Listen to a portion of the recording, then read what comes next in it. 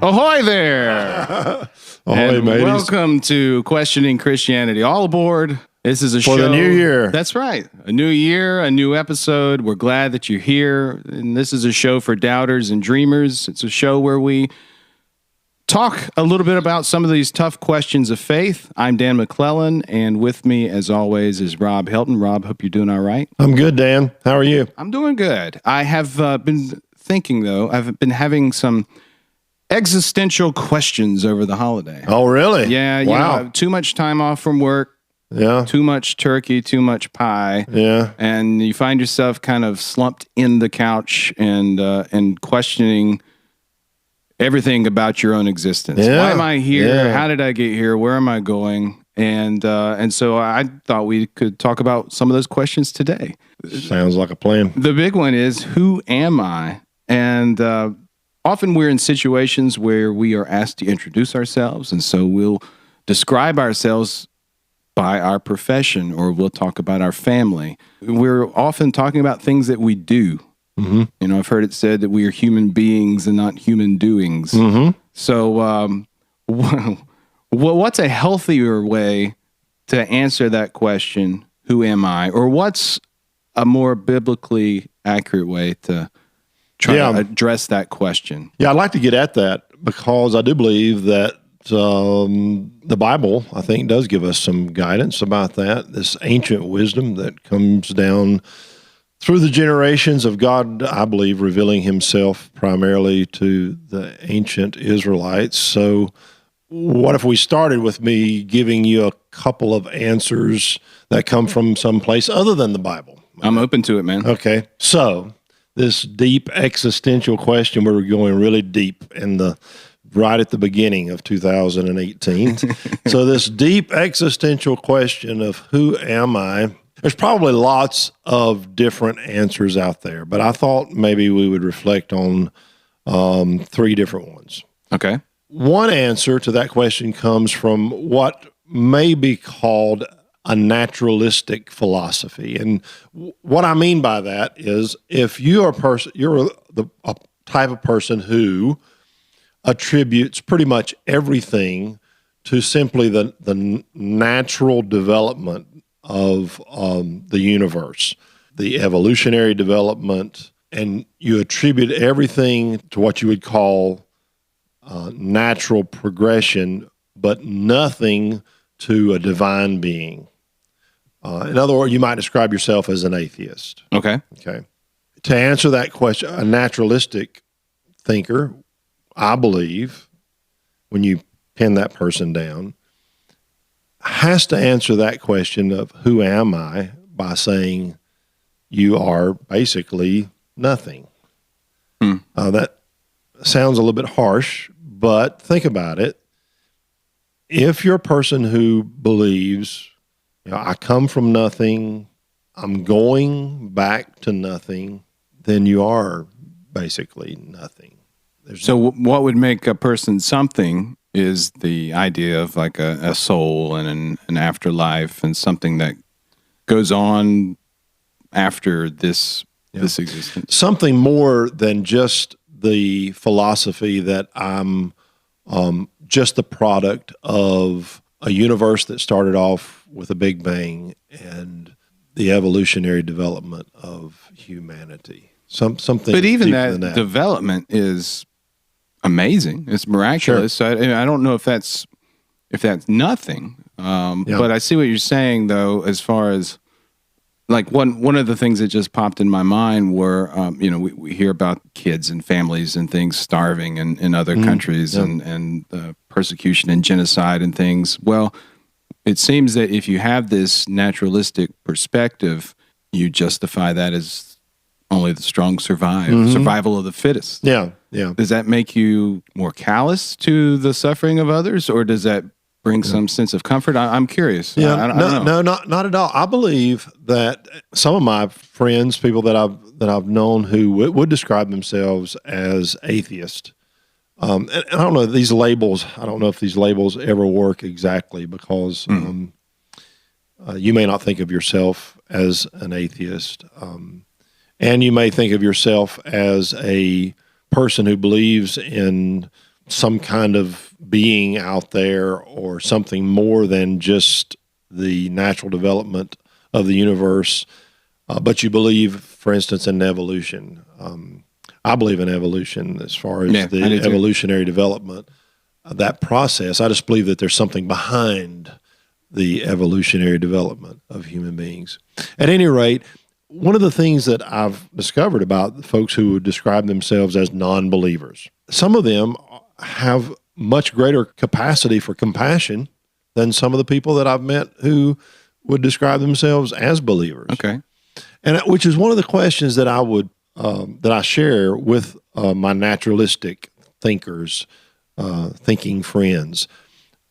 If you think of yourself that way, then how would you explain the deep longings of the human heart? The longing that you have to be generous with someone who doesn't have as much as you have, or the deep longing that you have to feed hungry children or whatever. Why is it then that you don't just sort of go with the Darwinian theory of survival of the fittest? And I mean, it's natural selection. That's right. So kind of looking after your pack and I mean, it's just that being it. It's not good or bad that a community of people dies because they don't have enough food.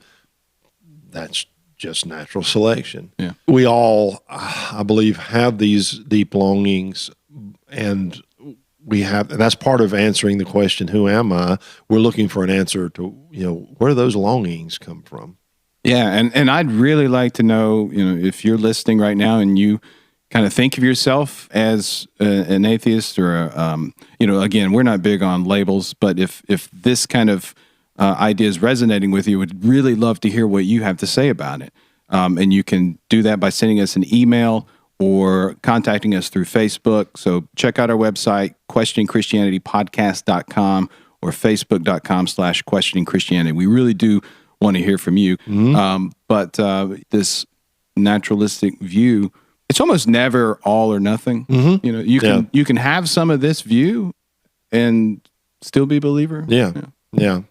I guess what I'm doing in a way is I am kind of holding my naturalistic thinking friends to the fire a little bit, and to say, okay, if this is your thinking, then carry it out to its logical conclusion. And I'm doing that respectfully.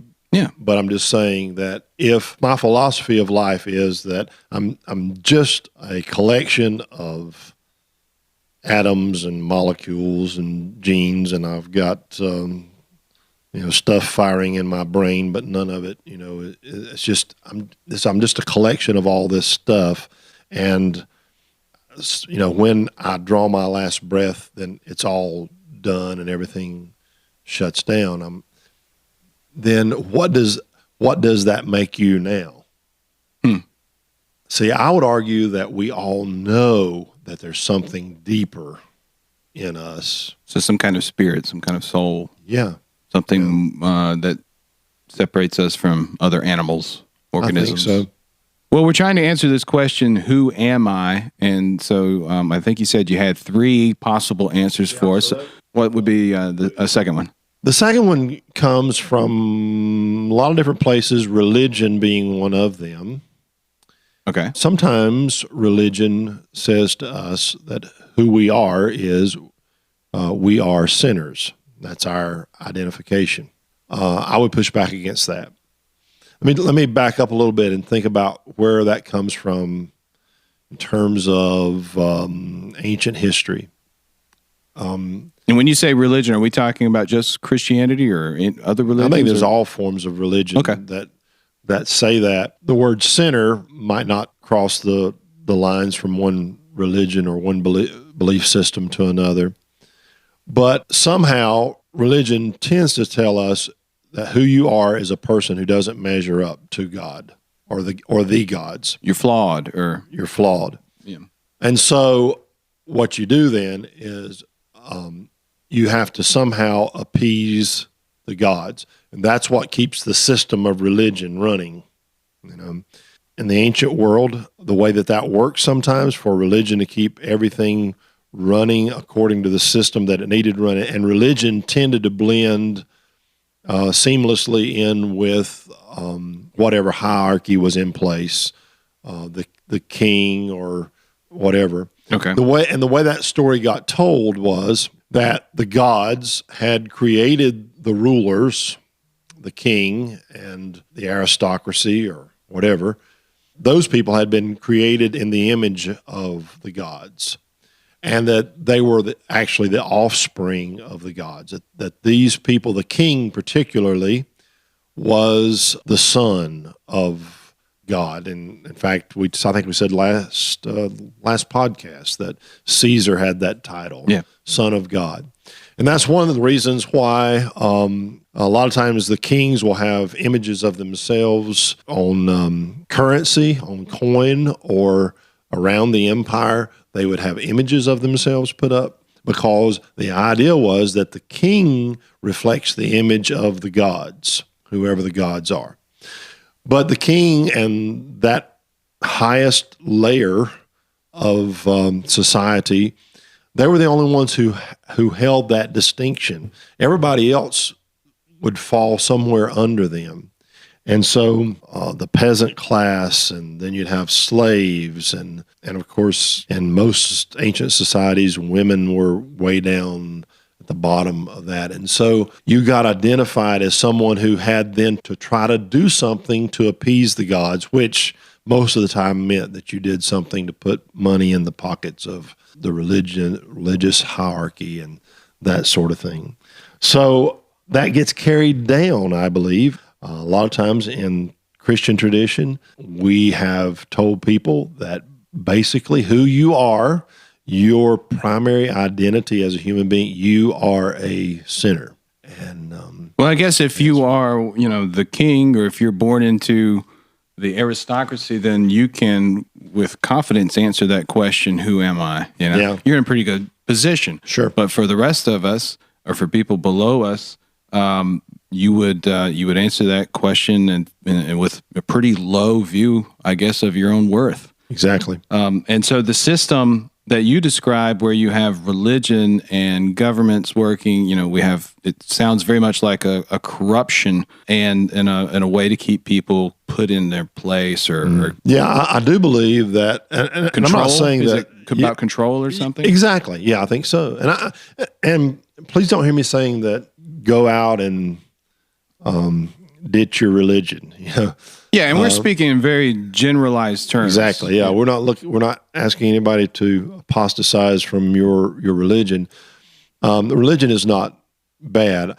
I'm simply saying that this is one of the ways that religion has functioned. Yeah. Religion tends to put the masses of people on a particular level where then they have to work and they have to achieve in order to, as I said, appease the gods. And whichever religion that is practiced, I said this has been done in Christianity, and so we've told people, okay, you're a sinner. That's who you are, and so you have to do something then to put yourself in right standing with God, and then we use different ways to do that. In mine and your Christian tradition, Dan, we had to say the sinner's prayer, and we had to make sure that we believed it. We had to make sure our faith was strong enough, and then that would put us right with God. In some other faith traditions, you have to get baptized and join the church, or you have to do a certain amount of good works to appease the gods. But all of that grows out of this self-identification. I am a sinner. That's who I am. I can be a saved sinner. Yeah. But I'm still a sinner. And so that becomes our primary way of identifying ourselves. I think what I hear you saying too is, with the second possible answer to the question of who am I with religion, you start off with that concept, a very low view of your value, and then there's like a transaction that has to take place. There's bargaining. that's involved, and whether that's in Christianity or in the ancient mythologies, or if I do this, then the god or gods will do this in return. So Exactly. it's very much like a tit for tat kind of. Yeah. What can I do to buy myself out of this lowly position that I've been born into? Yes, exactly. So between option number one, where we're kind of empty meaninglessness, and option number two, where we are sinners and lowly and have to transact our way into some better state, neither of those sound particularly swell to me. Yeah. What would be another possibility? Well, this is where the Bible comes in, and this is where the ancient story of the Israelite nation comes together. While these stories were being told in various religions that existed at the same time that the Jewish religion existed, they were telling, for instance, particular stories about how their gods had created humanity and rank them this way and put the lowly people at the bottom. Israel came along, they told a different story about a different kind of God. Their creation story not only reveals a different God, but reveals something different about humanity. So let me go back and read a little bit from Genesis chapter 1.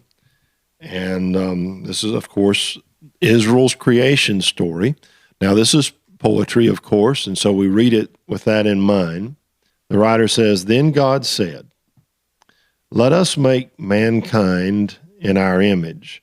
The word mankind there is the word Adam, and it simply means human beings. So God says, "Let us make human beings in our image, in our likeness, so that they may rule over the fish of the sea and the birds of the sky, over the livestock and all the wild animals, and over all the creatures that move along the ground." So God created mankind in his own image. In the image of God, he created them, male and female, he created them. So, while some ancient traditions were telling a story about gods who create maybe a king in their image and then everybody else is something else, or some of them would have stories about how creation was the fallout of this great big war between the gods. Right.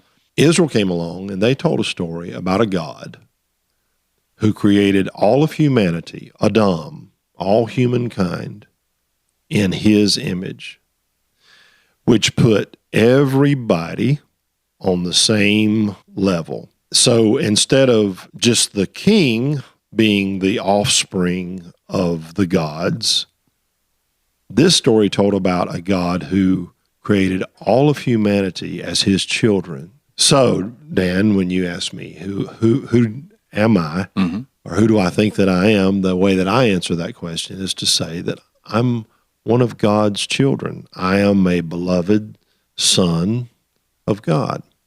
And that's who I am. I'm not a sinner.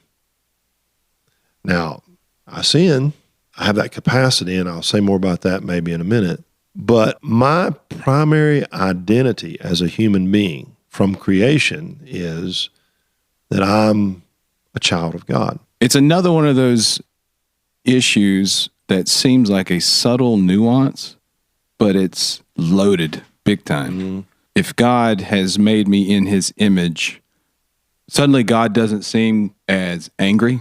Mm-hmm. Suddenly God doesn't need as much of a transaction or this bargaining kind of thing for me to get right. Yeah. And maybe we need to dive into that a little bit deeper. How did we get back on the I'm just a sinner, lowly thing again? There seems to be some kind of gravitational pull that wants to take us in that direction. And I think that is part of the brokenness of humanity. And maybe before you click the button and erase this podcast, if you give me a second and let me clarify. I'm not saying that sin is not a real part of the human experience. Humanity is broken. That happens in Genesis chapter 3, we get the story of how the man and the woman rebel and they sin. The only thing that I'm pointing out is that Genesis 1 happens before Genesis 3. Mm-hmm. That we were created in the image of God as beautiful image bearers of God. The story that we get of creation in Genesis chapter 2 is we get this image of God stooping and bending and like a little child getting his hands dirty and scooping up some clay and forming a human being and then breathing into that human being's nostrils the breath of life. Okay, and that's detailed a little bit later in Genesis. Yeah, there's a couple different creation stories in Genesis. They fit together, but one gives this beautiful imagery of God forming man from the dust of the ground and then breathing into his nostrils the breath of life. You have to think this ancient writer is having these new thoughts about who God is. He's not this distant person that kind of just throws down lightning bolts or whatever, or creates human beings as his to manipulate and play with like a child plays with his toy soldiers or something. This is a God who is intimate with his creation. Here's a God giving us mouth to mouth. He's breathing life in, and this is who we are. We're his. We are his children. Now, brokenness and sin enters into humanity.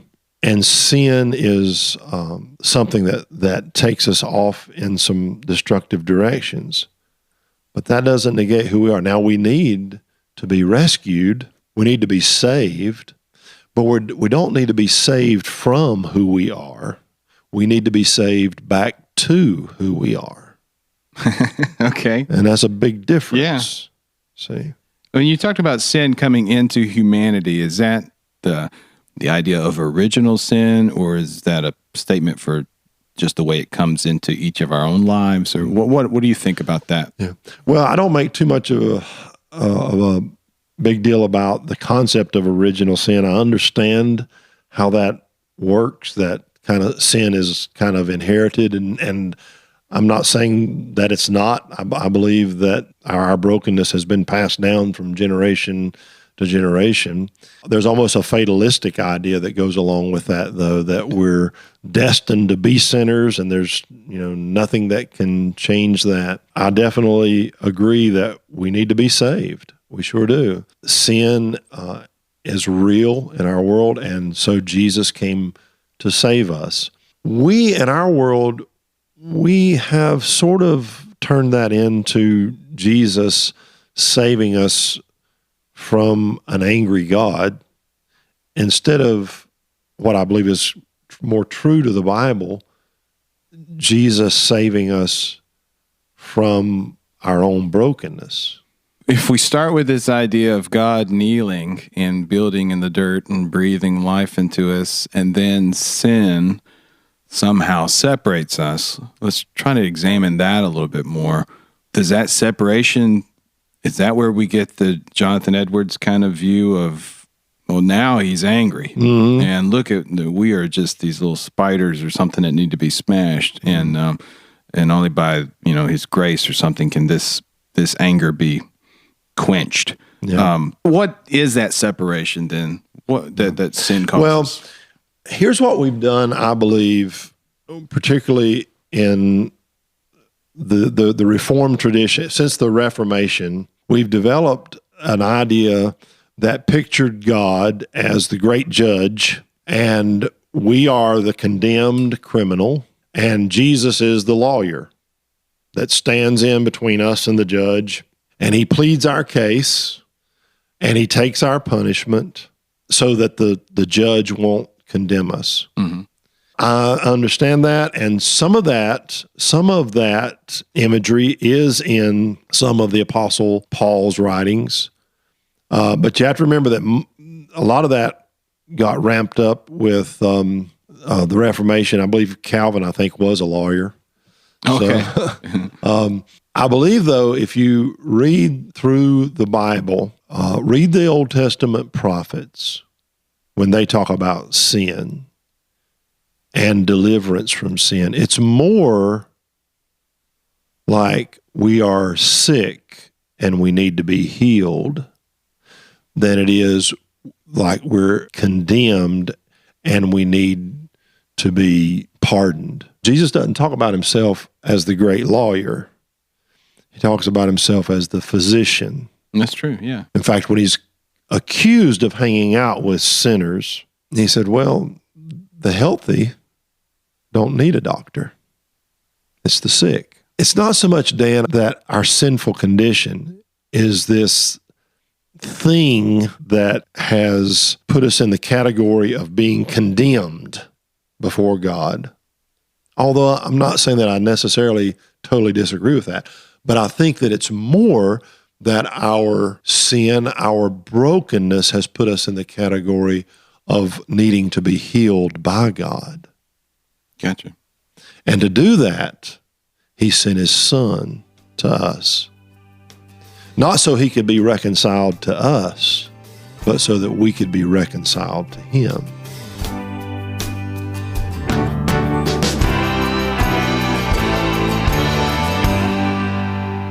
I want to read a passage from John chapter 8. If you want to flip there, you can, or follow along. This is a text where Jesus is interacting with these religious people who understand the system and have been working the system diligently for a long time. And it said, at dawn, Jesus, appeared again in the temple courts where all the people gathered around him, and he sat down to teach them. The teachers of the law, the Pharisees, brought in a woman caught in adultery. They made her stand before the group and said to Jesus, Teacher, this woman was caught in the act of adultery. So here's what's happening. They're trying to actually trap Jesus. They really don't care about the woman. The woman is just a prop. The woman is just something to be used. But they're trying to trap Jesus, and they're trying to trap him between his heart, his compassion, and religious orthodoxy. They're trying to find out if he will stick with the system and condemn the woman. And their goal is, of course, to discredit him and to eventually, of course, kill him. They said in the law, verse 5, Moses commanded us to stone such a woman. Now, what do you say? And they think that they've pretty much got him trapped.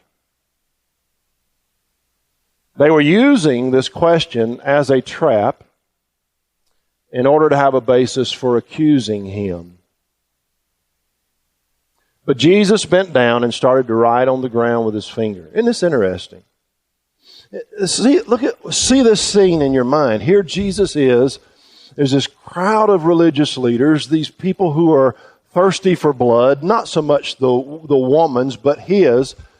But they're willing to use her as collateral damage to get to Jesus. They really don't care one way or the other. But here they are. Here Jesus is in this crowd of religious people, and then this one lone woman whose life he values. Why? Because she is a beloved daughter of God. That's why. And so, he stoops down. I find this fascinating. Jesus stoops down. The person who John has already called the creator of the world, the one who stooped down and formed man from the dust of the ground and breathed into his nostrils the breath of life. Once again, he stoops down and he scrolls in the ground in hopes of bringing life once again to this woman. When they kept on questioning him, he straightened up and he said to them, let any one of you who is without sin be the first to throw a stone at her. Again he stooped down and wrote on the ground. At this, those who heard began to go away one at a time. The older ones first, until only Jesus was left. And the woman was standing there, and Jesus straightened up and he asked her, Woman, where are they? Has no one condemned you? No one, sir, she said. Neither do I condemn you, Jesus declared. Go and leave your life of sin. Now, I would point out that Jesus does not take her brokenness lightly. He does not take her sin lightly. But Jesus is doing this to restore her. This is a totally different understanding of who I am.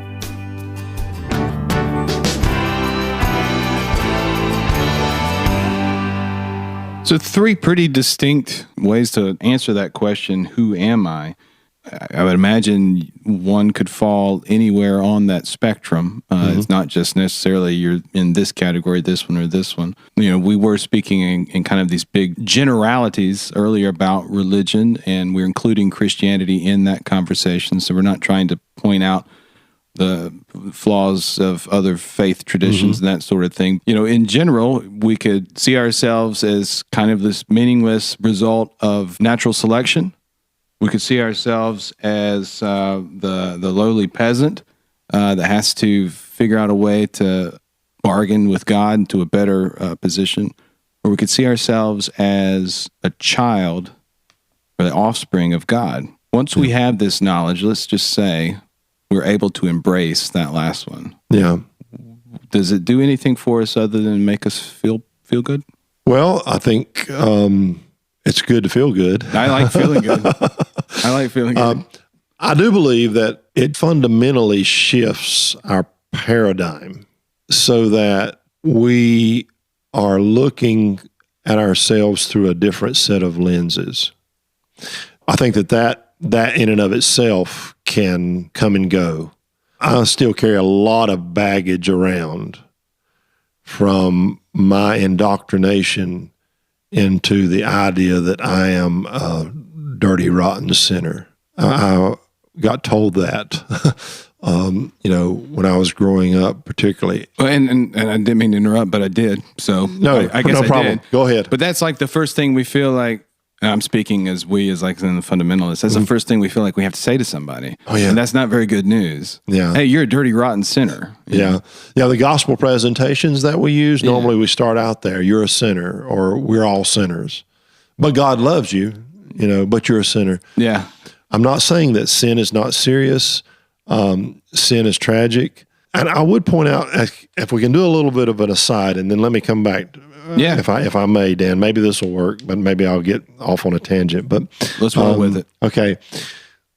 Another thing that we do with sin is we tend to individualize it, particularly because we live in an individualistic society. But in the biblical world, sin was as much as what's happening around us in our world, the systemic sin that does stuff to us, as it is the stuff that is in me that I do to myself. Both are true, both of those. But the world needs to be healed from sin, and part of the sin, the systemic sin that the world needs to be healed from are the systems that are in place that, for instance, create a situation where people by the thousands are innocent victims killed in war, or people by the thousands become refugees who are trying to flee from war and then can't find a nation that will let them inside their borders. That is sin. That systemic sin that has broken our world, and that we live with that brokenness, and we need to be healed from it. That's an interesting, I don't know if I've thought about it like that ever. The individualistic kind of view of sin is, I guess, what I typically think of. So it's almost like a corporate sin, or the sin of a greater humanity is. Exactly. Yeah, that's interesting. When you read, particularly when you read the Old Testament prophets, they almost never talked about individual sin. They did some, the big guys, King David, but most of the time it was the sin of the nation. You've left your God. You've chased after other gods. You've neglected to care for the poor, the widows, and the orphans. That's the sin that gets pointed out. Now, my sin is important, and my sin hurts me. That sickness and that brokenness is still there, and I need Jesus to save me from that. I need to be forgiven of that. but I need to be forgiven so that I can be who I really am. You see, I think that it is a major paradigm shift, and we have to be reminded of it and remind ourselves of it so that when I'm operating in that sweet spot of really knowing who I am, then I think that I'm going to have a much more healthy relationship with my Creator and with my fellow human beings than I would have when I'm operating from, the other perspective. Either that I'm just nothing, I've come from nothing and I'm going to nothing, or from the perspective that I'm a sinner, you're a sinner, Yeah, that's what we are. Yeah. It does. I mean, it changes the way we interact with each other and the way we can kind of commune with God. Sure. Yeah. Anything else you wanted to talk about before we wrapped up today? I guess I just want to encourage people to push back. I know that when you and I sit here around the table, or at least speaking for myself, I'm stumbling through thoughts, and I know that people have good arguments, and they may want to push back or at least ask questions. Yeah. Along with that, I would just encourage you to reflect on this.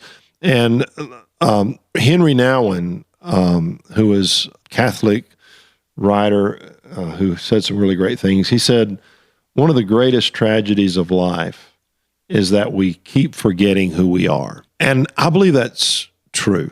Give that Nouwen quote some thought. And he said that within the same context of the conversation? I'm not sure where I read that, but I think that he would agree with what we've been talking about. One of the influencers of this conversation, I'll recommend a book to, was Jonathan Martin's book. Jonathan was a preacher in Charlotte, pastor in Charlotte, but he wrote a book several years ago now called Prototype. And I think there's one of the chapters in it that sort of was the spark of this thought of having this conversation that we're having now. So if you can pick up Jonathan Martin's book, Prototype, that might be a good read for you. But one of the things that he said in the book that got me thinking about this was that when he was a kid and he would ride in his development on his bicycle, and he would get to the end of the cul-de-sac and he would just go round and around in circles. And he said something about being in that almost trance-like state. In those moments, he would get in touch with his true self, and he would know that he was a beloved child of God. And it was almost like he got carried beyond the theology that he had been taught. He grew up in a kind of a Pentecostal charismatic tradition. Okay. And I thought about that, and I could resonate with it. I remember when I was a kid, I was an outdoorsy kid. I was outside all the time. I was only inside if I needed to eat or sleep. And but I would lay out at nighttime under the sky and look up at the stars. And in those moments, I wouldn't have been able to attach language to it. But I knew who I was, I'd look up at the stars and I would know I'm a beloved child of God. Yeah, you're part of something. Maybe let yourself connect with your child self. Sometimes children, I think almost always, children have more wisdom in that way, at least natural wisdom. And so let yourself connect with your child self and maybe remember some of those times when you knew who you were. I like it. And have some chicken nuggets. Exactly. That's another thing that children do. Go out and have some chicken nuggets and connect. And ride a bike in a circle. Yeah, and know that you're a child of God. But listen, if you're driving down the road or you're in the office or wherever you're listening to this podcast, first off, we appreciate you listening. So thanks a lot. Yeah. But just stop and think about that for a second. You're a beloved child of God. Man, if things aren't going your way, the outlook doesn't look so good right now, I don't know, I can't help but find some encouragement and some hope in just that understanding, just that mind shift. Yeah. Well, we would like to hear from you, and we got into a lot of it today, and it's a good way to start the year, I guess. But please let us know what you think, and give us your questions, your feedback, your criticisms, and you can do that a couple of ways. And because today's topic I find so interesting, and I want to hear from you so much, I'm even going to go back to giving out the phone number. Oh, really? Yeah. You're going to give that another shot, Let's right? try that again. So this might be the last one if we. But yeah, if you've got something, if it's on your mind, if you find yourself in one of those three areas that we were talking about, what we're trying to do is find out, well, who am I? And we'd love to hear your answer. If you would like to, call our feedback line and leave us a message, and we'll play that as part of the next show. That number is 704-709-9736, 704-709-9736. It's also on our website where you can find our email address and contact us that way as well. Call Dan and chew him out. I'm not going to answer. Leave a nasty message. That's fine. That's fine. We'll get a kick out of it, and we'll edit it for radio friendliness, and we'll play as part of next week's show. Well, Rob, I appreciate the conversation, man. As always, it's good to chat with you, and we look forward to doing it again next time on Questioning Christianity. Bye.